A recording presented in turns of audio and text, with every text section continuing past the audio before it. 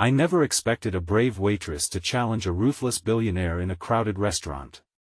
The moment I spotted him, I felt a knot twist in my stomach. He was like a figure carved from stone, surrounded by a whirlwind of laughter and clinking glasses. He sat at the center table, dark sunglasses perched firmly on his nose, as if he were hiding from the very world he owned. I will never forget the day everything fell apart. It began with a simple shift at Luna's diner. The kind of diner where grease glistens on the floors and dreams seem to stick to the walls. I was just a waitress, juggling coffee cups and smiles, trying to make ends meet for my little brother and me. My hands trembled as I noted the familiar faces around me, friends carving out their own lives, but that day felt different. The bell above the door jingled ominously just as I delivered a slice of pie to table 6.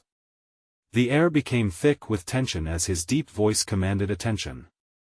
"I'll have the lobster," he announced, arrogance dripping from every syllable. I caught the glances of shocked diners, the whispers swirling like smoke. Everyone was waiting for a show, and I could feel my heart pounding with dread and curiosity. Then, without warning, my boss slammed a plate onto the counter near me. "Make sure you give him extra service," he muttered, eyes darting nervously. I clenched my fists, frustration boiling just beneath the surface. I didn't want to serve him. I wanted to scream, to fight back against the power he wielded with such disdain, but there was something in the way he laughed at it cut through the murmurs, piercing the atmosphere like a knife. I shivered at the thought of confronting him.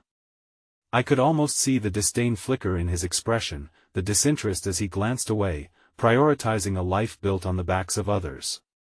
My family needed me, and thoughts of my brother kept my resolve steady. Trembling, I approached while visions of bravery flooded my mind. The bustling diner fell silent, as if the universe were holding its breath.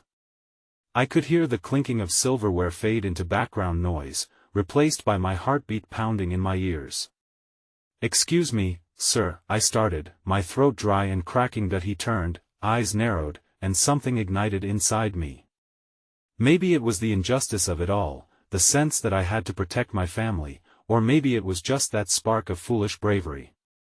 But I raised my chin. "This isn't a playground for your ego. You may have money, but that doesn't make you better than anyone here." Gasps erupted around the room, and for a moment, time stood still. I could sense the collective shock, the anticipation of the fight brewing. My breath caught in my throat as his lips curled into a dangerous smirk. "Do you really think you're in a position to challenge me?" He shot back, voice laced with ice. Suddenly, the tension erupted like a volcano. Everyone's eyes darted between us, waiting for my next move or perhaps his retaliation.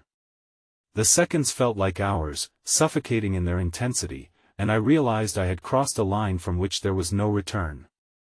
My heart raced as I prepared for whatever storm was coming. "Hey, before we continue with this amazing story, I need to give you an important heads up.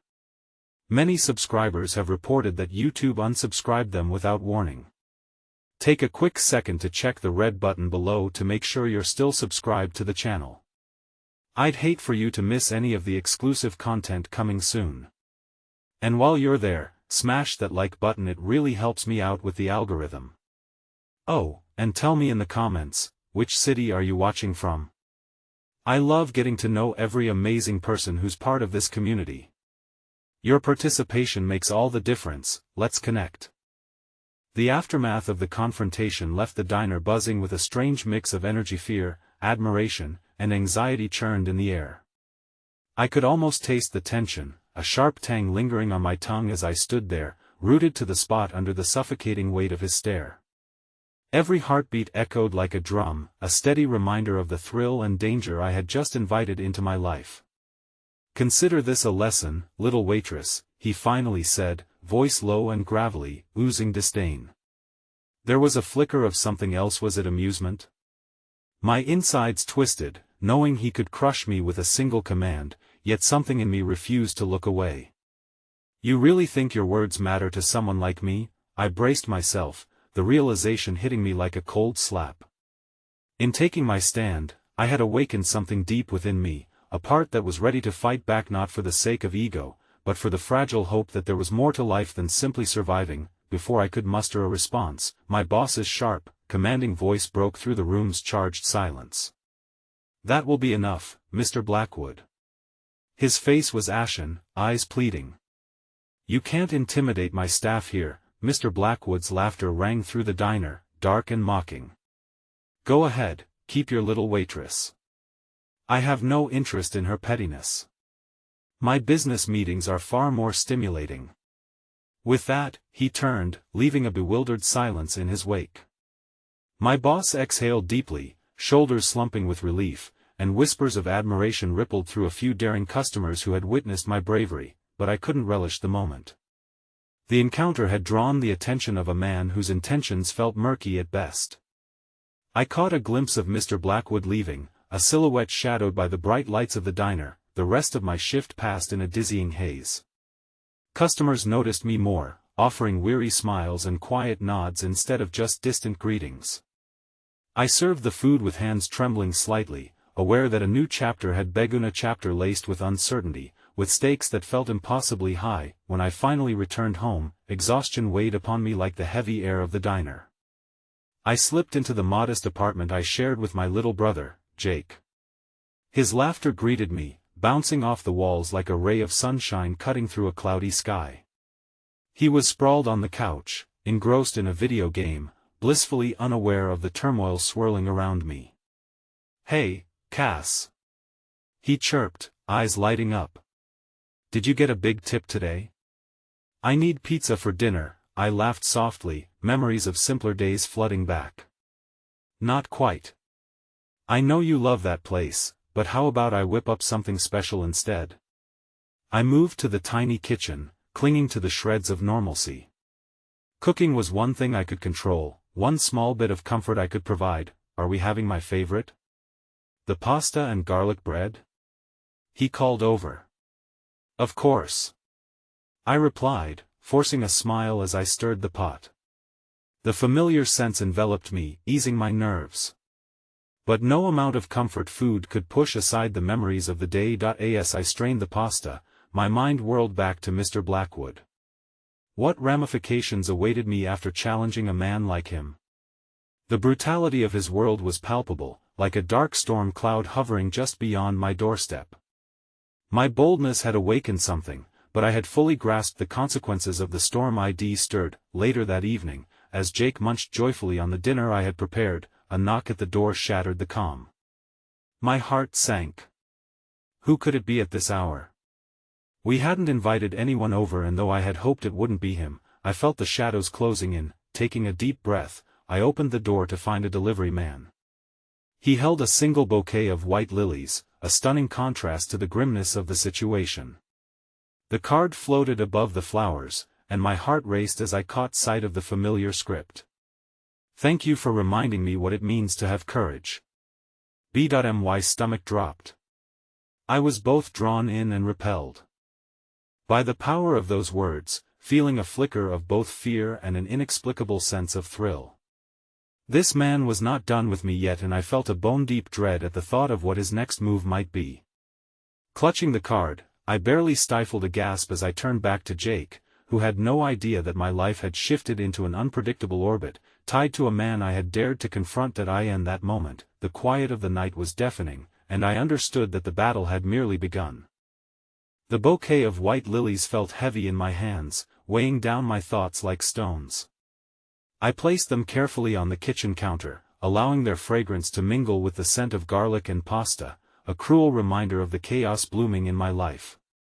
Jake continued to play, blissfully unaware of the storm brewing just outside our door. "I'll be right back," I called over my shoulder, my voice sounding unnaturally bright. I needed a moment to gather my thoughts, to slow the wild thumping of my heart. Pushing through the door to the small balcony that overlooked the street below, I inhaled the cool night air. It felt refreshing against my flushed skin, offering a momentary reprieve from the unsettling thoughts swirling in my mind. I leaned against the railing, staring at the small apartment complex across the way whose lights glowed like stars against the inky sky. Blackwood had been only a customer until today, just another face among the many who frequented the diner. But now he was a looming presence, an obstacle I hadn't anticipated. Those flowers were more than a gift, they felt like a challenge, a tangled thread pulling me deeper into his world. The tension between fear and intrigue gnawed at me. What did he want from me? I hadn't meant to provoke him, but there I was, a piece on his chessboard, moved without consent. I fought against the flutter of curiosity.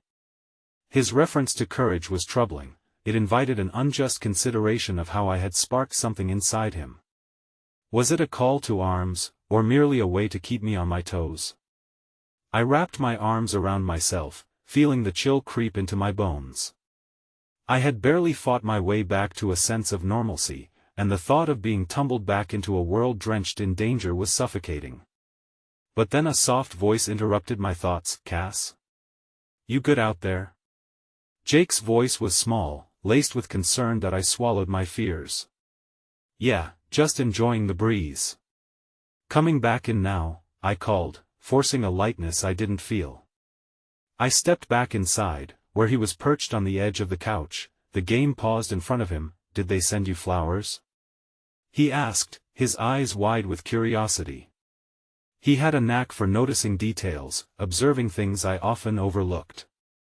"Just a little thank you from a customer," I fibbed, feeling the weight of those words, laden with both truth and deception. "Kinda cheesy," he shrugged, before returning to the flickering screen. As I settled beside him, I couldn't shake the feeling of being on a precipice, peering down into unknown depths where darkness thrived. With every moment that passed, Mr. Blackwood was becoming a part of my thoughts, winding his way through my mind like a vine, threatening to choke out all semblance of peace. The rest of the evening blended into a collage of laughter and shouts from Jake's games. He spoke animatedly about characters and levels while I made a concerted effort to listen, nodding at the right moments, even cracking smiles that didn't reach my eyes. But the gnawing anxiety in the pit of my stomach refused to dissipate. When he finally headed to bed, I waited until the sound of his door clicked shut before allowing myself to pull out Mr. Blackwood's card once again.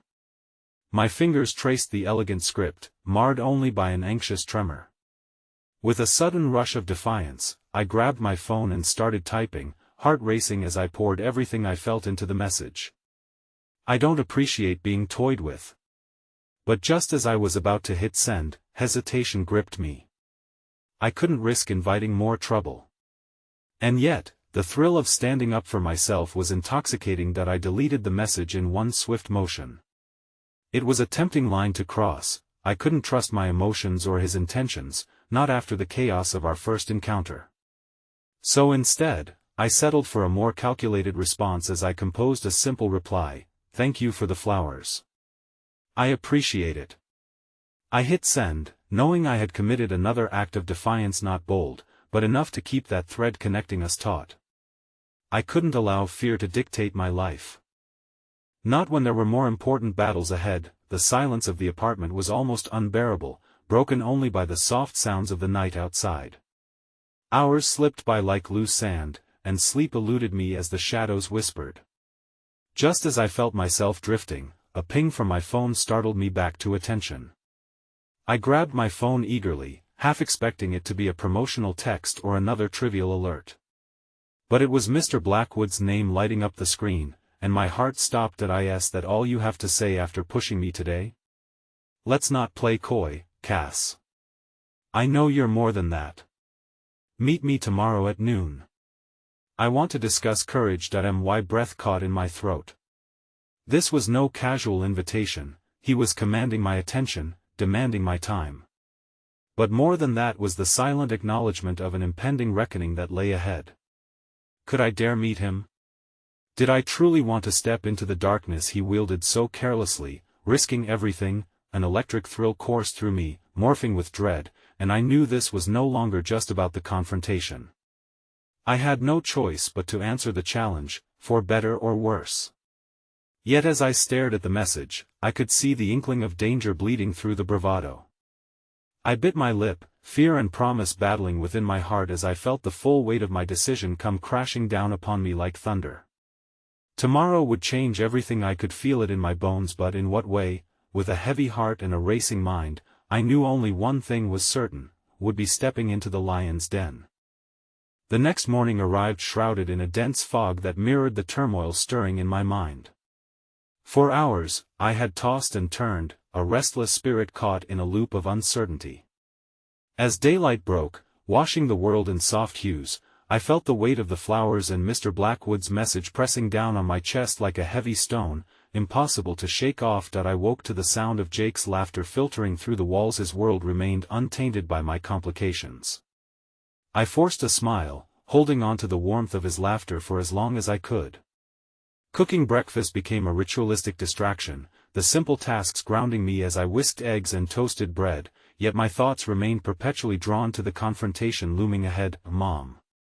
Can we have pancakes too? Jake's voice burst through the kitchen door, bright and pleading. Sure, buddy. Extra fluffy, just for you. I called back, forcing my happiness as I added another pan to the stove. With a little more sugar and a dash of hope, I made him a stack that could rival the towers of any castle. As I plated his breakfast, I caught a fleeting glimpse of something within myself that resembled contentment, but it quickly evaporated with the reminder of the meeting to come. Jake wolfed down his food with the enthusiasm only a child could muster, and as I watched him, my heart twisted with love and fear. I hoped my next steps wouldn't unravel the fragile normalcy we'd built after everything we'd been through. Hey, how about we go to the park later? I suggested, banking on some semblance of an escape for both of us. Can we bring my bike? He asked, his eyes sparkling with excitement. The image of our evening at the park felt like a balm to my worries. Of course, I smiled, wanting to hold on to that moment of joy, even as the looming shadow of Mr. Blackwood threatened to overshadow it all. Once Jake had darted off to his room to put on his shoes, curiosity tugged at Maya's suggestion that perhaps a glimpse into Mr. Blackwood's world might offer answers or even clarity ahead of that noon appointment. What if I stumbled upon something that could help me understand him better? As I took a hurried shower, the spray of water poured over me like a cleansing rain, and with each drop, I let go of fragments of worry. After dressing in the same outfit I wore for our first encounter, a black blouse and jeans, it felt like a modest armor against the storm of emotions that awaited. With my heart racing, I grabbed my phone to check the time. I had just enough moments to indulge my curiosity before heading to the diner. I slipped on my shoes and stepped outside into the fog, the world around me muffled like a dream. I turned down the bustling streets, the morning life awakening with residents heading to work, parents taking their children to school, and the aroma of fresh coffee drifting through the air. As I neared the cafe that had become a second home, I hesitated, spotting the quaint florist 2 doors down. The enticing display of flowers caught my attention, not the least because of the bouquet I'd received there. Among the vivid blossoms, my stomach churned when I thought of how ill-suited I was to face someone like Mr. Blackwood. But just as self-doubt began to creep in, an elderly woman shuffled into the shop, her hands trembling with a bouquet of daisies. She gazed at the flowers, eyes brimming with warmth, and when she turned, her smile lit up her weathered face like a beacon. "Good morning, dear," she said, her voice like the soft rustling of leaves. "Isn't it lovely? These blooms are an uplifting sight. Flowers have a way of bringing smiles, you know." Nodding, I returned her smile amid the worries that threatened to swallow me. "They really do. Are you buying flowers for someone special?" she asked, eyes sparkling with curiosity. I hesitated, but the kind glow in her expression melted my defenses. "Just trying to make someone's day a little brighter," I replied, thinking of Jake. The best reason. "Do you know they say courage is like a flower, too? It blooms bravely in the cracks of concrete," she added, her words both haunting and beautiful. A warmth blanketed my heart as I absorbed her wisdom. Those simple words felt like a thread weaving through my conflicted thoughts, reminding me of my determination. As we exchanged friendly farewells, I slipped away from her warmth and back into the reality that awaited. Arriving at the diner, I took a deep breath, steeling myself against the prospect of what lay ahead. The bell above the door chimed as I entered, the familiar sounds wrapping around me like a hug. Stepping behind the counter, I fumbled to organize my tasks, but my mind danced with anticipation and dread. Just then, the door swung open, and the air shifted. Mr. Blackwood stood there, tall and commanding in his tailored suit, a closed expression etched across his face. Our gazes locked, and even amidst the bustling patrons, it felt as if we existed in our solitary university, attention so thick you could feel it in the air. "You're here," he said, a glint of satisfaction grazing his features. "I had a feeling you wouldn't shy away." The challenge echoed in his voice, each word laced with unspoken promises and threats. "Let's get this over with," I replied, heart racing, deciding that even in the face of uncertainty, I would not be a willing pawn. At that moment, the diner felt stifling, the laughter and chatter fading into a distant murmur. The world around us fell silent, and I could almost hear my heartbeat alongside his steady gaze, but as I squared my shoulders, preparing for the conversation that would tear down the walls I'd built, a loud crash erupted from the kitchen. A stack of plates had toppled over, creating chaos.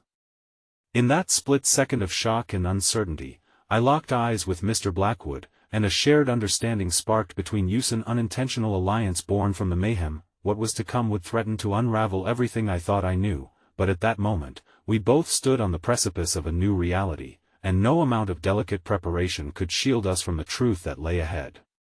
"What was that?" I whispered, a knot tightening in my stomach as a muffled argument erupted from behind the kitchen door. "Did I have an idea?" he murmured, leaning closer, eyes flashing with intrigue. "But I think we both need to know what awaits us within." And just like that, the path before us darkened, and the stakes shifted, propelling us both into a whirlwind neither of us could anticipate. The clamor of the diner morphed into a backdrop for my swirling thoughts as I faced Mr. Blackwood, a stranger I now found myself inexplicably connected to in this moment of chaos. The shouting from the kitchen, voices raising with urgency, only heightened the tension lingering in the air between us.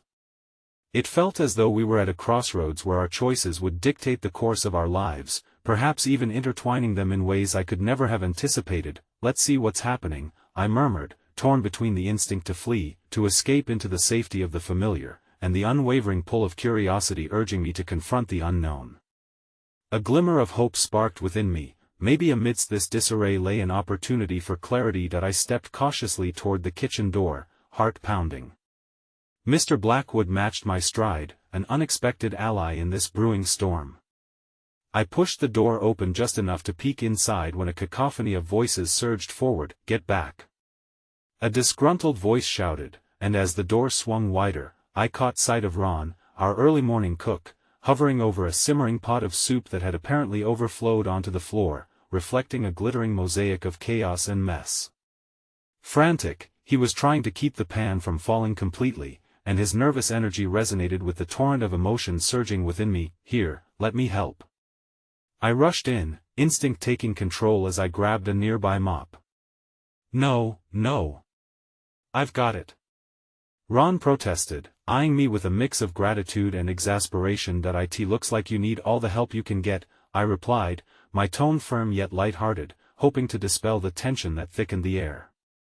Mr. Blackwood followed, stepping inside the kitchen as well, his imposing presence a stark contrast to the clattering of utensils and the chaos around us. For a brief moment, the weight of our earlier confrontation dissolved as we joined forces. Together we salvaged the situation. I wrangled spills, Ron regained control of the pot, while Mr. Blackwood made a couple of deft suggestions about organizing the workspace. It was absurd yet liberating, an unexpected alliance forged in the heart of pandemonium, an unlikely trio battling against culinary disaster. Once the chaos subsided, I leaned back against the counter, breathing heavily but smiling. Mr. Blackwood kept his gaze on me, appreciation flickering in those stormy depths. "You weren't kidding when you said you could handle things," he remarked, admiration lacing his voice. A laugh escaped me, light and unfurling, offering me an unexpected moment of reprieve from my fears. "I suppose I just needed a little push.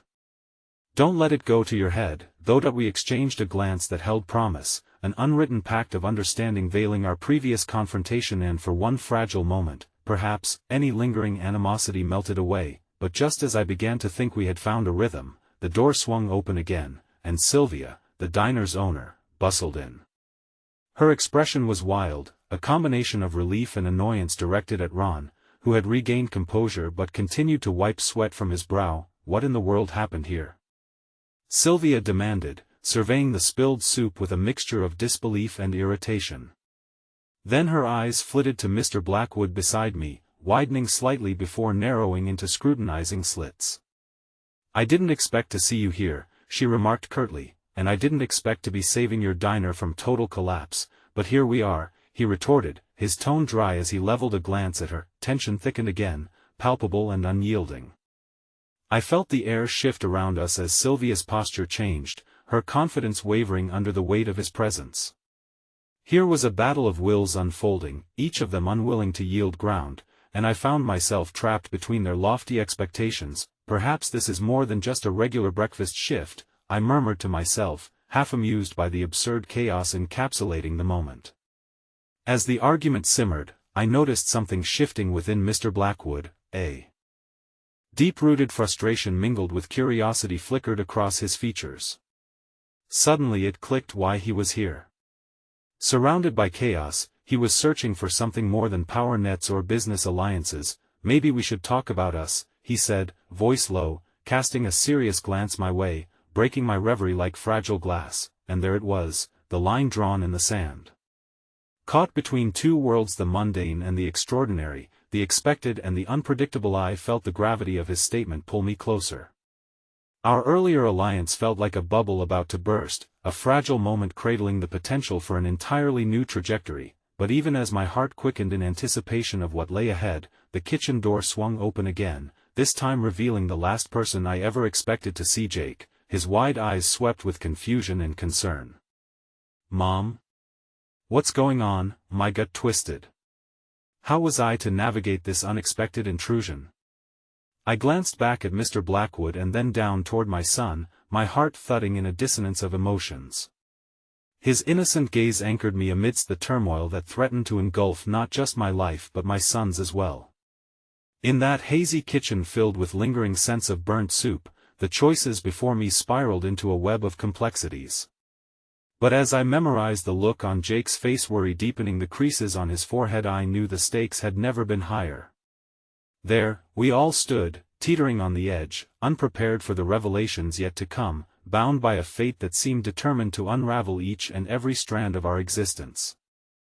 The air in the diner froze, capturing a moment that felt suspended in time as Jake's presence carved through the tension like a knife. My heart sank at the sight of his confusion, mixed with concern, and I knew that the moment had transformed from an unpredictable storm into a tempest of my choices. "What's going on?" Jake repeated softly, his voice carrying the weight of innocence that seemed to question my every decision. As a mother, my instinct was to shield him from the chaos, to deflect his gaze from the brewing storm around us. Yet here we were, tangled in this unfathomable web that I swallowed hard, trying to find my voice in the clamor. "Everything's fine, honey. Just a little mishap in the kitchen," I managed, forcing a smile that felt too fragile for the storm brewing beneath. I wanted to reassure him, but my heart fluttered anxiously, knowing that the truth was far more complex. "Mom," he said slowly, his brows knitting together with the sameness of a child who had seen too much, "you don't have to lie to me. I can tell something's wrong." Before I could respond, Mr. Blackwood stepped forward, a slightly bemused expression settling on his face as he regarded my son. "Jake, is it?" he asked gently, though the seriousness of his demeanor pressed down on the room like gravity. "Yeah," Jake said, eyeing Mr. Blackwood with an innocent intensity that was far more perceptive than I had anticipated. Was it the flames of indignation I saw flickering behind those deep, probing eyes, or was it just an unyielding curiosity urging him forward? "You're the one Mom was talking to, yes, and you're brave to come in here." "It's a bit of a mess," Mr. Blackwood replied. His tone held a subtle softness that caught me off guard, though the air in the room hung thick with unresolved tension. "Brave? Or dumb for not running?" Jake retorted, drawing a short chuckle from me, though I was more anxious than amused. The dynamic had shifted once again. My son was not just an observer but a participant determined to voice his opinion about this stranger who had quite literally walked into our lives. "Enough with the bravado, Jake," I murmured, struggling to regain control of the conversation and protect him from the oncoming deluge. "Let's step outside, okay? I'll explain everything." As I reached for his hand, Jake stepped back, a silent rebellion etched deeply into his features. Confusion flickered, swiftly giving way to something I hadn't seen in a long time: disappointment. "Why can't you just tell me the truth?" he asked, his vulnerability cutting through the swirl of emotions that had accumulated within me. I glanced at Mr. Blackwood, who stood there silently, the weight of our unspoken understanding hanging heavily between us. The moment dragged on as I wrestled with my own need to protect Jake while grappling with the uncertainty that loomed like dark clouds on the horizon. "Jake," I started, desperation creeping into my tone. "Life isn't as simple as we wish it to be. Sometimes things get complicated, and I just like the soup." He interrupted, voice steady yet raw. "You can't just clean that up and pretend it didn't happen. It still overflowed and made a mess." His words were like a hammer, sending shards of realization into my heart. How could I navigate this truth? And what mess had I overflowed into his world, a world already fragile from the cracks of my own mistakes? The walls around me felt constricting, and I turned back to Mr. Blackwood, a burgeoning question lingering unasked. The unmistakable tension in the air skated between us, binding us all in unsettling uncertainty. Before I could formulate my thoughts, Sylvia re-entered the fray, her voice cutting through the tension like a thunderclap. "Jake, this isn't a place for you right now. I really think you should head outside." "No. I want to know what's going on," Jake protested, a fire igniting in his tone. The pushback from that small, brave heart drew a heaviness into my chest. A sudden realization washed over me. I was so focused on managing the chaos in front of me that I had forgotten the most important person in my life, the one who always saw through my facades. My resolve wavered. I was the adult here, yet it was my child who had the courage to confront reality head-on. Mr. Blackwood, sensing the crumbling peak of emotion, stepped closer to me, his eyes steady and probing. Something flickered behind them, a whisper of shared understanding, perhaps, or maybe an unspoken regret. In that moment, he became a pillar amidst the chaos, making the shadows stretch just a little less menacing. "That I don't want to lie to you," I confessed, vulnerability piercing through my guarded heart. "I've made mistakes." "And what mistakes?" Jake asked, his innocence raw and unyielded. I felt the walls close in on us, drowning in the waves of unanswered questions. Before I could gather myself to respond, a hair-raising crash echoed through the diner. The ground shifted beneath our feet, and the windows rattled with an ominous force. My heart dropped as I turned, gaping at the scene unfolding outside. A black SUV had slammed into the diner's side, glass shattering as patrons shrieked in pure terror. The familiar faces around me, once involved in their own conversations and meals, had been thrust into chaos, thrown into a crucible of panic and confusion, spilling outside like the boiling soup from moments before. "Mom!" Jake cried, surging forward instinctively, driven by adrenaline and confusion. "Jake, no!" I shouted, but it was too late. I found myself frozen, constricted by the realization that everything I had tried to protect him from had suddenly crashed in with a brutal force. The unspeakable chaos that had been swirling within me was now manifest, forcing us all to confront the truth at the most unpredictable moment possible. Mr. Blackwood steeled himself, intuition in his eyes as he stepped forward, moving to shield us both. Amidst the cacophony, the realization struck me hard: our crossroads had transformed so suddenly into an intersection of fate where every choice would carry unthinkable weight. Together, we would have to navigate this new reality, with all its risks and uncertainties, a reality where shadows intersected with beams of light, messy and complicated, like a spilled bowl of soup that now presented an entirely different kind of chaos. As the dust settled outside, and the initial shock began to wear off, a wave of humanity formed in chaotic waves around me. Screams transformed into cries of worry and confusion, drawing patrons from their tables towards the door, the disaster outside like a magnetic pull. But my attention remained tethered to Jake, who had become a darting figure in the chaos, absorbed by the world that had briefly cracked open before him. "Jake!"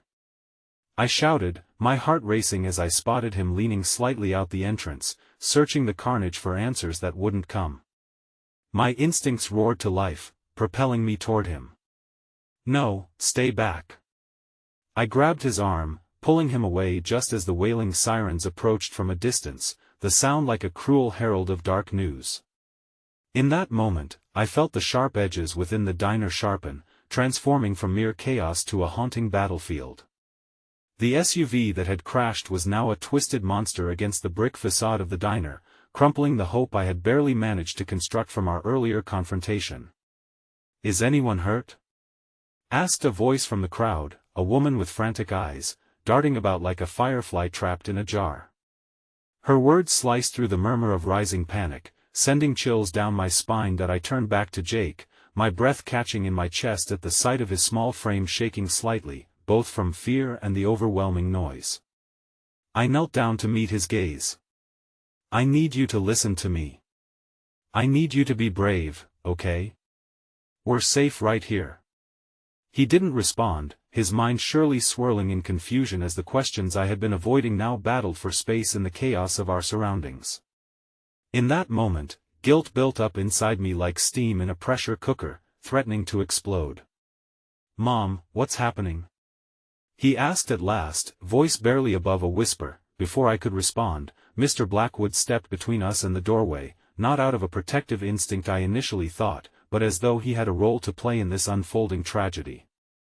His presence brought an unexpected calm, but also a sense of foreboding. "Let the paramedics and officers handle this. We'll talk, but we need to wait for things to settle." Who was driving that car?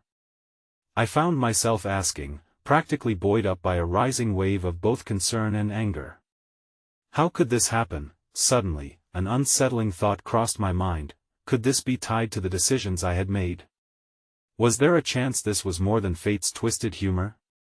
Mr. Blackwood glanced towards the SUV, his jaw tightening as realization swept over him. "It's possible," he said carefully, his voice low and somber. "There's been some talk of someone trying to send a message." The revelation hit my heart like a lead weight. I had been so consumed by protecting Jake and piecing my own life together that I hadn't considered the powerful adversaries encroaching on my world. Fear mingled with my certainty that I was deeply entangled in something I could no longer control. "Mom, what are they talking about? Who's trying to send a message?" Jake's youthful gaze was earnest and threateningly perceptive. I took a deep breath, aware of the stakes yet knowing I couldn't keep the truth from him any longer. "I can't explain everything right now, Jake. Just trust me when I say that things can get complicated, and I want to keep you safe, now more than ever." Through the lingering fog of panic and despair, a little hand slipped into mine, and I tightened my grip possessively. Hope flickered dangerously as I looked into Jake's wide eyes. "Me child," standing at the brink of understanding the depth of the mess my choices had led us into. I couldn't help but dread what it would mean for him, how it would challenge his perception of the world and of me. As the paramedics arrived and began to disassemble the chaos, I caught snippets of frantic exchanges, the tightness in my chest intensifying again. Amidst it all, Jake tugged my sleeve, looking down. "Mom, do you think everything is going to be okay?" His voice was a whispered plea, the faith he so innocently placed in me broke my heart. His question echoed around me, bouncing like a pebble off the walls of uncertainty that surrounded us. I wanted to assure him, to weave comforting visions of sunlight breaking through the clouds, but a terrifying truth settled in my bones. I could no longer promise him the simplicity of safety. Suddenly, the crowd parted as the SUV's driver, a disheveled figure with wild eyes and clothes torn from the crash, stumbled away from the wreckage.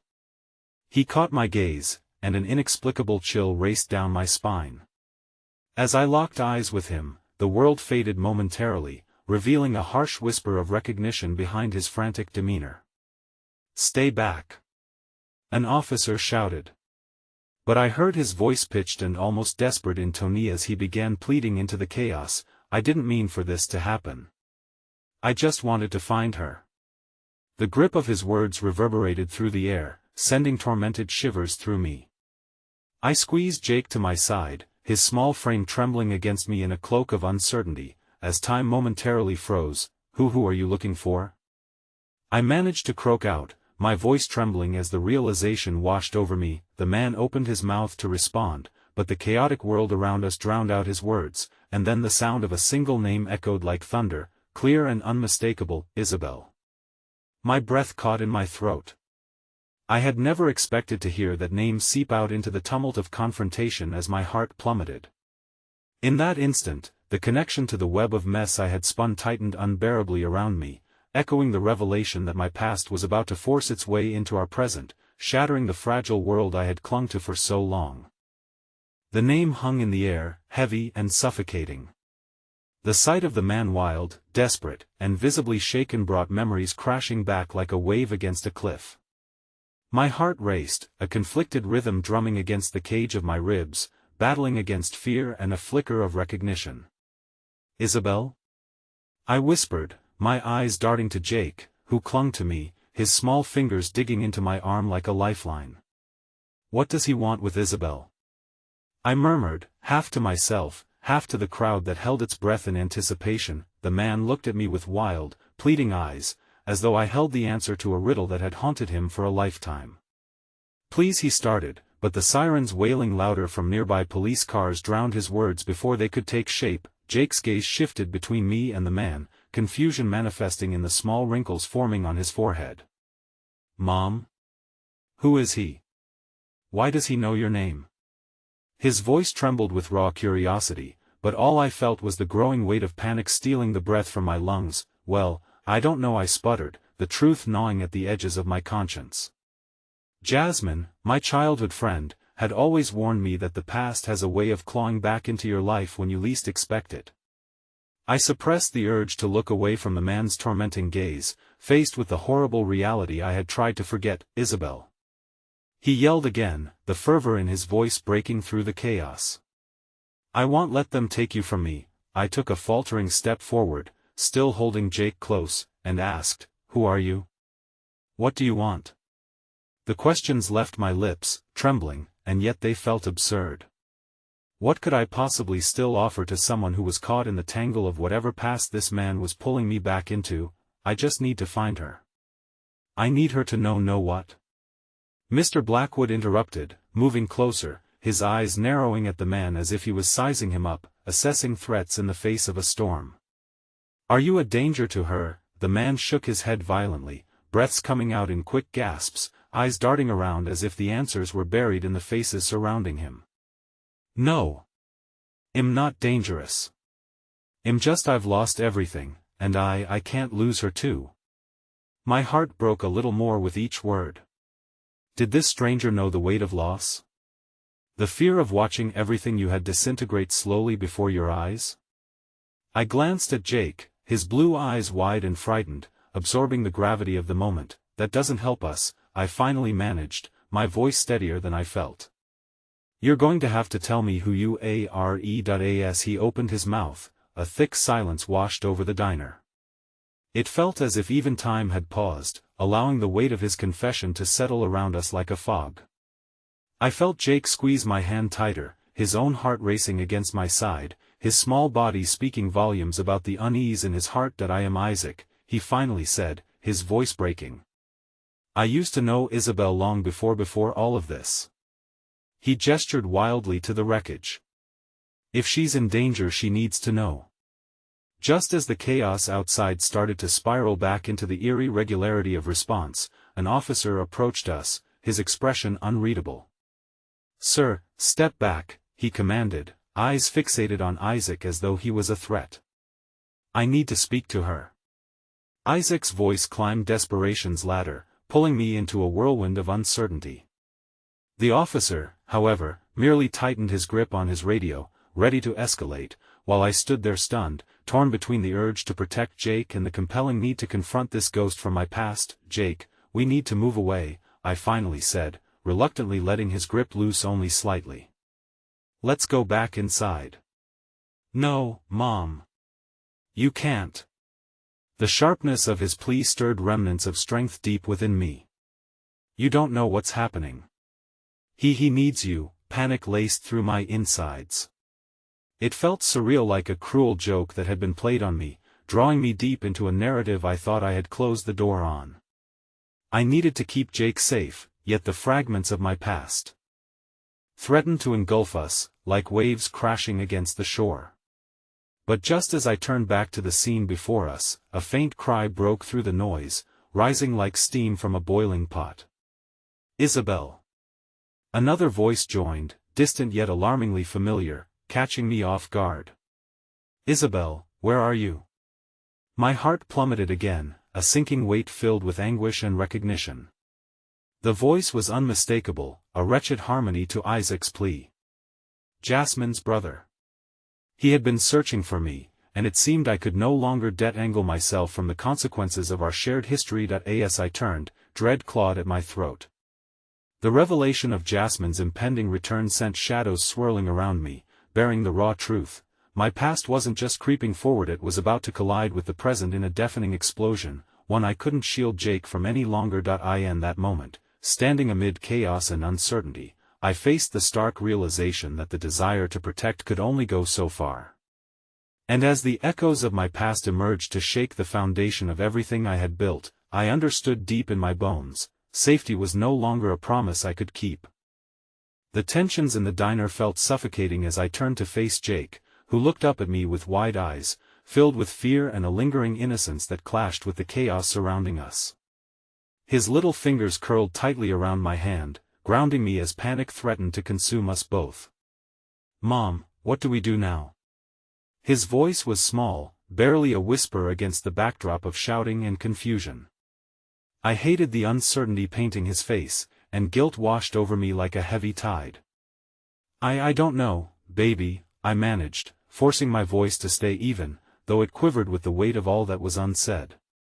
The arrival of voices from my past felt like shadows lurking, eager to reclaim what they felt was theirs. Isabel.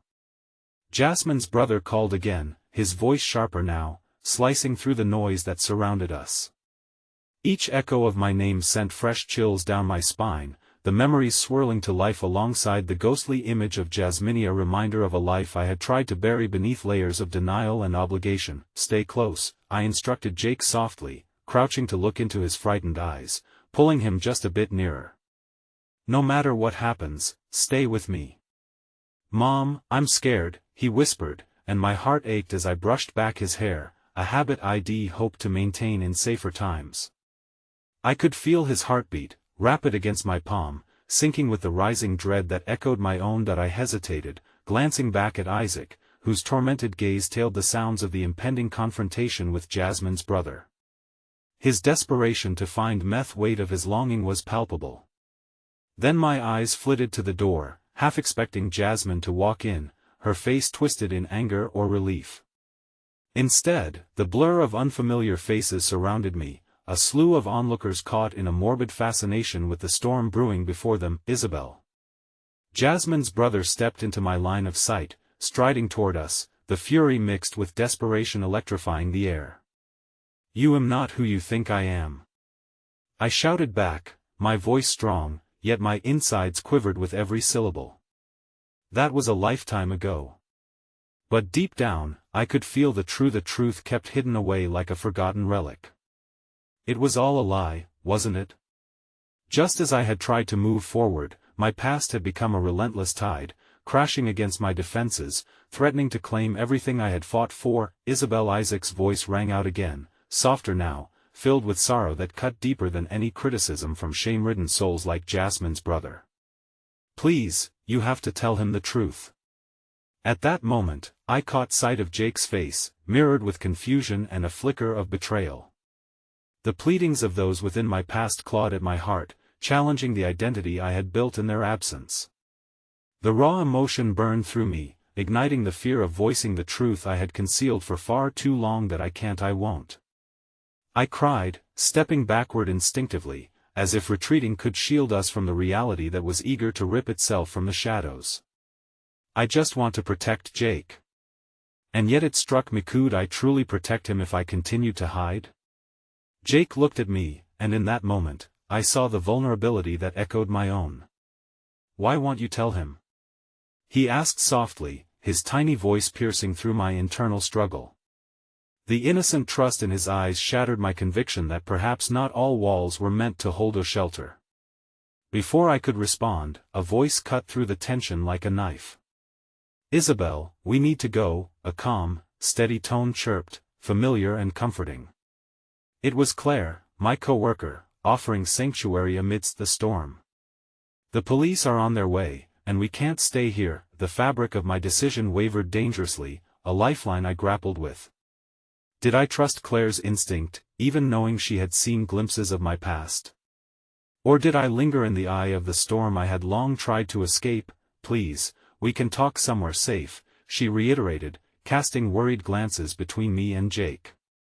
Her hopefulness illuminated a path that had felt overwhelmingly dark moments earlier. I looked at Jake, whose eyes begged me to choose the right course, to find clarity amid the chaos. Slowly, I nodded, a decision finally solidifying like ice forming in winter's grasp. Okay, I said, my voice steadier now, almost a whisper, rimming with uncertainty. Well, go.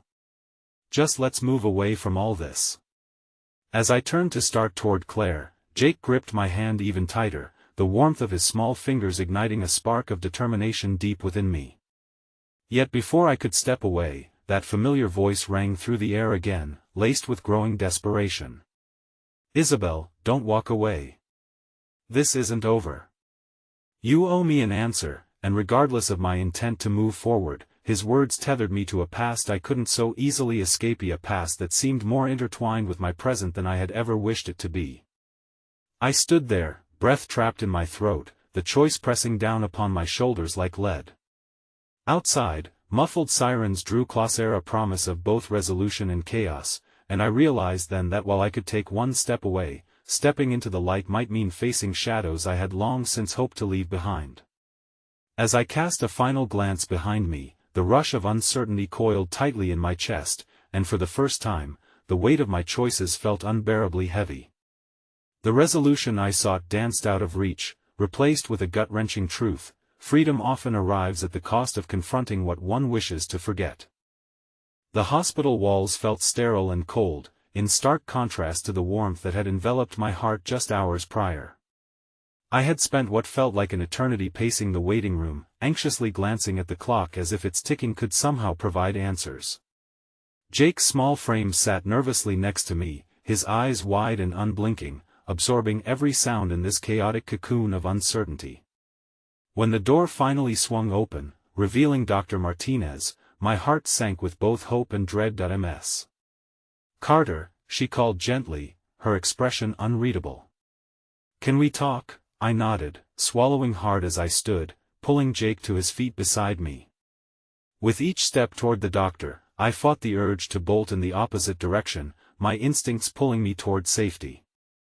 I was no stranger to hospitals, but now they felt like a prison of bad news. Your mother is stable, Dr. Martinez began, her voice soothing but serious.